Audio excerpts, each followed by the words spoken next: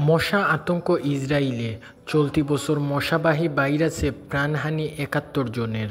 Hamas হিজবুল্লাহর মতো শক্তিশালী স্বরাষ্ট্র গোষ্ঠীকে একের পর এক ঘায়েল করছে যে ইসরায়েল, সেই ইসরায়েলকে এবার কুপঘাত করছে ছোট্ট প্রাণী মশা।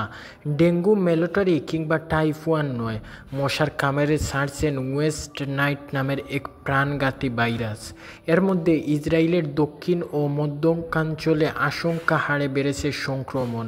মৃত্যুর হারও কম নয়। স্থানীয় গণমাধ্যমগুলো বলছে এই রোগে আক্রান্ত হলে মৃত্যুর হার 7%। আক্রান্তদের বেশিরভাগই বয়োজ্যেষ্ঠ।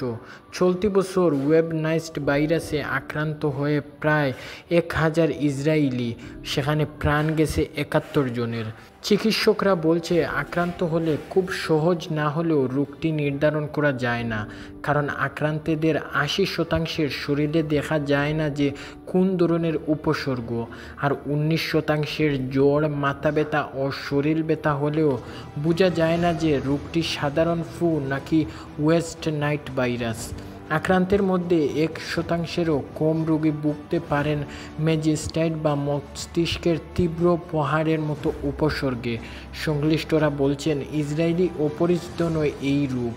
সাধারণত প্রতি বছর জুলাই থেকে অক্টোবর 5 মাস থাকে এই রোগের মৌসুম।